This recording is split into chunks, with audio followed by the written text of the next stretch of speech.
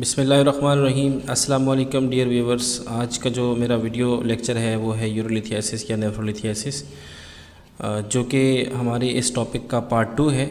Part 1 मैं already अपने इस चैनल पर अपलोड कर चुका हूँ। तो चलते हैं आज के टॉपिक की जानब। नेफ्रोलिथियासिस या यूरोलिथियासिस को थोड़ा सा रिव्यू कर लेते हैं कि होता क्या है बेसिकली ये।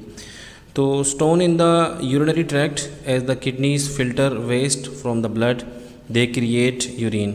आप सबको पता है कि जो हमारे किडनीज़ होते हैं वो क्या करते हैं, हमारे ब्लड को फ़िल्टर करते हैं और वहाँ से वेस्ट मटेरियल्स को अलग करके यूरिन बनाकर बाहर निकाल लेते हैं वहाँ से। Sometimes salts and other minerals in urine stick together to form kidney stones. बाज़ औक़ात क्या होता है कि वो साल्ट जिन्होंने वहाँ से बाहर निकलना होता है वो और जो मिनरल्स होते हैं वो आपस में चिपक कर इकट्ठे होकर किडनी स्टोन फॉर्म करते हैं। लेकिन एक बात आपके जहन में ये होनी चाहिए कि किडनी स्टोन की कोई भी एग्जैक्ट कॉज मालूम नहीं है अभी तक। तो ये आप देख सकते हैं कि किडनी स्टोन जो है वो कहीं पर भी नेफ्रोलिथियासिस या यूरोलिथियासिस को हम कहते हैं, वो कहीं पर भी स्टोन का फॉर्म होना। नेफ्रोलिथियासिस और यूरोलिथियासिस के अंदर थोड़ा सा बुनियादी फ़र्क होता है, लेकिन वो मैं फिर किसी वीडियो में डिफ़ाइन करूँगा। अभी सिर्फ आप ये समझें कि जो किडनी स्टोन है वो हमारे किडनी में कहीं पर भी फॉर्म हो सकते हैं। जैसे ये कि कैल्शियल जो हमारे सिस्टम होता है, जो कैलेक्स हमारे होते हैं, तो कैलेक्स के अंदर एक स्टोन बना हुआ है। इस तरीके से रीनल पेल्विस के अंदर भी स्टोन हो सकता है, यूरेटर के अंदर भी स्टोन हो सकता है, स्टोन कहीं पर भी हो सकता है। ठीक है, ये ऑलरेडी मैं पहले भी एक वीडियो में डिफ़ाइन कर चुका हूँ। अगर आपको डिटेल सिम्टम समझने हैं तो इस वीडियो की डिस्क्रिप्शन में मैंने एक लिंक जो है वो दिया है, वहाँ पर जाकर आप रीनल स्टोन्स के जो सिम्टम्स होते हैं उनको डिटेल से समझ लें। अभी सिर्फ इतना बताता हूँ मैं यहाँ पर कि जब किडनी स्टोन होते हैं तो आमतौर पर पेशेंट को जिस साइड पर स्टोन हो उस तरफ फ्लैंक में पेन होता है। वो पेन बैक पर और फ्रंट में और ग्रोइन की तरफ भी जो है वो मूव करता है। अगर हम अल्ट्रासाउंड की बात करें किडनी स्टोन्स की, तो जो किडनी स्टोन्स हैं वो हमें इकोजेनिक एरियाज़ होते हैं विद पोस्टीरियर शैडो। आपको पता है कि जितनी भी हाई डेंसिटी की चीज़ें होती हैं वो हमें अल्ट्रासाउंड के ऊपर इकोजेनिक नज़र आती हैं और पोस्टीरियर शैडो के साथ नज़र आती हैं। ठीक है, ये बातें ऑलरेडी मैं डिफ़ाइन कर चुका हूँ अपने बेसिक लेक्चर, जिसमें मैंने बताया था जो इकोजेनिसिटीज़ होती हैं अल्ट्रासाउंड की, जो कलर्स होते हैं, उसका लिंक भी इस वीडियो की डिस्क्रिप्शन में मौजूद है, तो वो भी आप देख सकते हैं। ये देखें, ये इकोजेनिक यानी कि सफ़ेद। अब इकोजेनिक क्या है या हाइपर इक्विक क्या है या हाइपो इक्विक क्या होता है, ये सारी जो है चीज़ें टर्म्स जो है वो ऑलरेडी उस पर मैं वीडियो बना चुका हूँ, तो आप उसको भी मेरे चैनल पे देख लीजिएगा। ये अब एक इकोजेनिक एरिया है, ठीक है, और इसका देखें इसके पोस्टीरियर साइड पर जो है वो शेडो भी आ रहा है। तो हम ये कह सकते हैं कि जब अल्ट्रासाउंड पे स्टोन हमें नज़र आते हैं तो वो इकोजेनिक पार्टिकल्स होते हैं, ये इकोजेनिक एरिया होता है और उसके साथ हमें पोस्टीरियर शेडो भी नज़र आता है। अगर इकोजेनिक एरिया और पोस्टीरियर शेडो ना हो तो फिर हम वो स्टोन नहीं हो सकता। अब जैसे ये भी एक स्टोन है, इकोजेनिक एरिया है विद पोस्टीरियर शेडो है, यहाँ पर छोटे छोटे इकोजेनिक एरियाज़ है विद पोस्टीरियर शेडो है। ठीक है, यहाँ पर जो है वो एक छोटा सा कैलकुलस है जो कि वीक शेडो प्रोड्यूस कर रहा है, लेकिन शेडो प्रोड्यूस करता है स्टोन।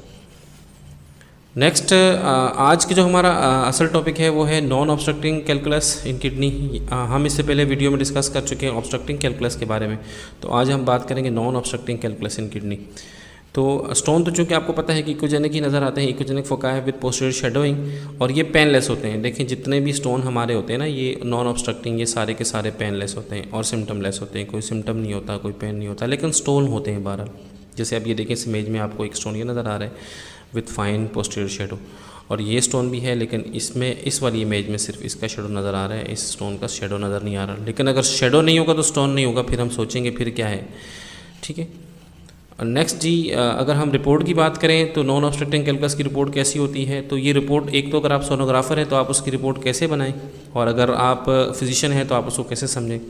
तो अगर दोनों सूरतों में आप इस रिपोर्ट को समझ लेंगे तो आपके लिए आसानी होगी। ठीक है, ये इमेज आप देख रहे हैं किडनी की इमेज है, ये किडनी का पेरेन्काइमा है जिसमें ये जो है वो पिरामिड है और ये कॉर्टेक्स है। ठीक है, और ये साइनस है, आपको सबको पता है। यहाँ पर एक लोअर पोल में जो ना एक स्टोन पड़ा हुआ है, ठीक है, जो पोस्टीरियर शेडो भी कॉस्ट कर रहा है। ठीक है, इसकी रिपोर्ट अगर हम बनाएंगे तो कैसे बनाएंगे जी, single non obstructing calculus measuring, जितना भी इसकी साइज़ होगा, ठीक है, लिखा होगा वो is seen in inferior pole of left kidney. चूँकि लेफ्ट किडनी है तो both kidneys appear normal size and shape, दोनों गुर्दे नॉर्मल है, चूँकि outer surface is normal, outer surface भी नॉर्मल है दोनों की। कोर्टिकोमेडुलरी सिस्टम भी नॉर्मल है, तो वो भी हमने नॉर्मल लिख दिया। नो पेरेन्काइमल एबनॉर्मलिटी सीन, तो चूँकि कोई पेरेन्काइमल एबनॉर्मलिटी भी नहीं है तो वो भी रिपोर्ट में लिखा हुआ है, यानी कि कोई गुर्दे का जो, यानी जो किडनी का जो पेरेन्काइमा है वो भी नॉर्मल है। नो हाइड्रोनेफ्रोसिस सीन, यानी कोई हाइड्रोनेफ्रोसिस भी नज़र नहीं आई है। नो सिस्ट ट्यूमर सीन, कोई ट्यूमर या सिस्ट भी नज़र नहीं आया। राइट किडनी का साइज़ ठीक है, लेफ़्ट किडनी का साइज़। इम्प्रेशन में जी नॉन ऑब्स्ट्रक्टिंग रीनल कैलकुलस या नॉन ऑब्स्ट्रक्टिंग रीनल कैलकुलाई हो सकते हैं, बाजू का एक से ज़्यादा होते हैं तो उसको हम कैलकुलाई कहते हैं। या टाइनी नॉन ऑब्स्ट्रक्टिंग कैलकुलाई की जो है ना वो फाइंडिंग ज़्यादा आती हैं। तो जनरल फिजिशियंस के लिए मैं यहाँ एक बार बता दूँ कि इसको ट्रीट करने की कोई ज़रूरत नहीं होती। आप इससे चूँकि कोई कॉम्प्लिकेशन नहीं पैदा होती, मरीज़ को कोई साइन सिम्टम्स भी नहीं होते, तो इसलिए आप इसको ऐसे ही छोड़ दिया करें। अब जो ऑब्स्ट्रक्टिंग कैलकुलस हैं वो ऑलरेडी मैं डिफ़ाइन कर चुका हूँ। ऑब्स्ट्रक्टिंग कैलकुलस की जो वीडियो है उसका लिंक इस डिस्क्रिप्शन में मौजूद है इस वीडियो की, आप वहाँ से जाके देख सकते हैं। और एक बात और मैं आपको बताऊं कि जो ऑब्स्ट्रक्टिंग कैलकुलस होते हैं ना वो थोड़े से डेंजरस होते हैं। उसमें आपको उनको फ़ौरन रिमूव करना होता है, चाहे मेडिसिन से रिमूव कराएं चाहे आप सर्जरी से रिमूव कराएं, लेकिन उनको फ़ौरी तौर पर आपने रिमूव करना है। लेकिन जो नॉन ऑब्स्ट्रक्टिंग कैलकुलस या कैलकुलाई होते हैं वो उनके लिए आपको कोई ट्रीटमेंट की ज़रूरत नहीं है, उनको आप एज इट इज़ छोड़ सकते हैं जब तक मरीज़ को पेन ना हो। तो अगर आपको वीडियो पसंद आई हो तो लाइक ज़रूर कर दीजिएगा, कमेंट करके मुझे बताइएगा कि आप क्या देखना चाहते हैं और आपके जहन में क्या सवाल है। अभी तक अगर आपने चैनल को सब्सक्राइब नहीं किया है तो सब्सक्राइब ज़रूर कर लीजिएगा। अस्सलाम वालेकुम, अल्लाह हाफ़िज़।